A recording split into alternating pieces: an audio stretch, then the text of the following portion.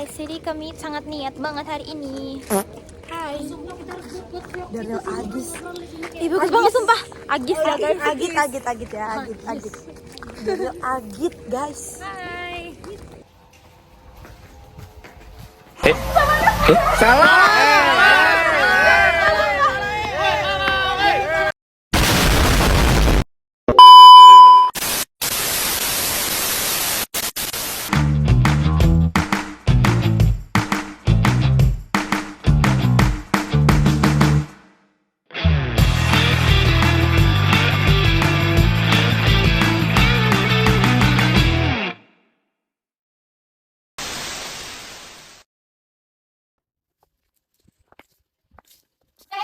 Guys, kalian ingat nggak sih kita dikasih tugas ekonomi bikin? Emang iya, tugas apa?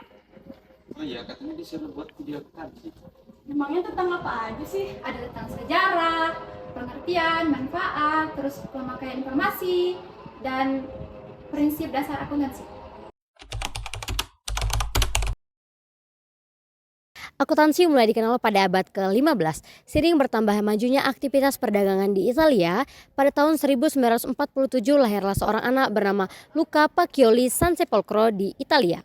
Pada tahun 1994, ia membuat buku Summa de Partizioni atau sistem buku berpasangan. Masuk ke Indonesia pada abad ke-18. Pada penjajahan Belanda, Indonesia menggunakan sistem kontinental. Istilah yang digunakan merupakan pembukuan atau tata buku, bukan akuntansi. Pada tahun 1980, Indonesia menggunakan sistem Anglo-Saxon. Sistem ini sangat berkembang dengan baik karena Bank Dunia sangat menghendaki sistem ini. Dan sebagian besar akuntan Indonesia merupakan lulusan ekonomi di Amerika.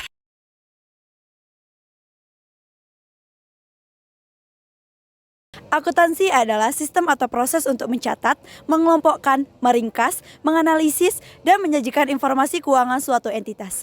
Entitas tersebut bisa berupa perusahaan, organisasi, atau individu. Selanjutnya adalah manfaat akuntansi. Jadi, manfaat akuntansi adalah memberikan informasi kepada pihak manajemen menjadi alat pengendalian keuangan untuk mengetahui keuntungan atau kerugian, menjadi bahan evaluasi perusahaan, memberi informasi atau laporan kepada pihak eksternal seperti investor, kreditor, karyawan, dan masyarakat.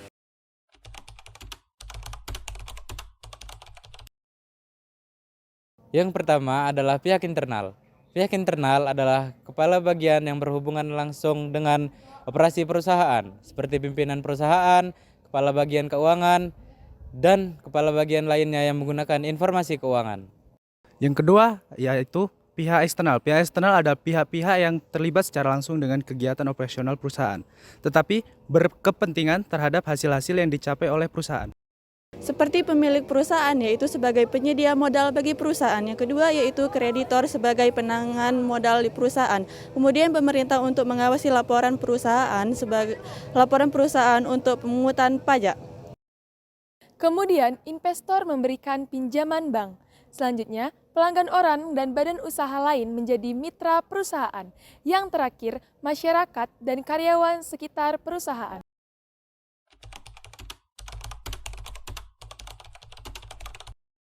Adapun prinsip-prinsip akuntansi.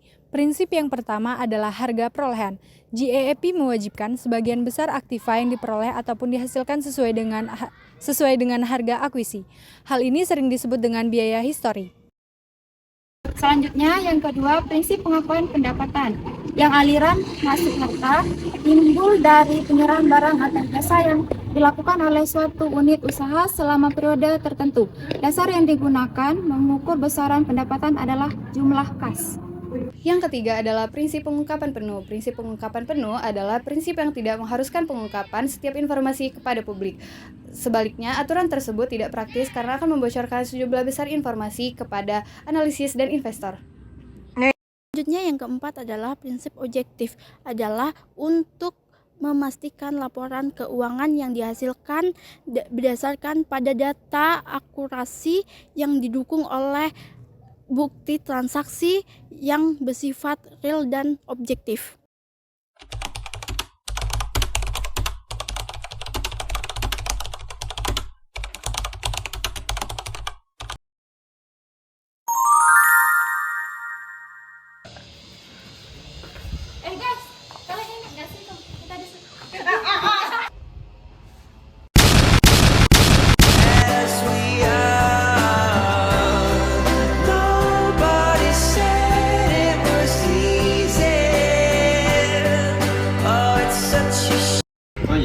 disuruh buat video akuntansi.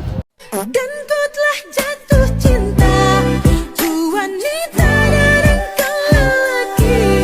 Perasaanku berkata I'm falling in love. Sabar, belum. Ya. Yang kedua adalah prinsip pengakuan pendapatan, yaitu aliran yang masuk ke harta atau aktiva yang timbul barang atau jasa yang dilakukan oleh suatu unit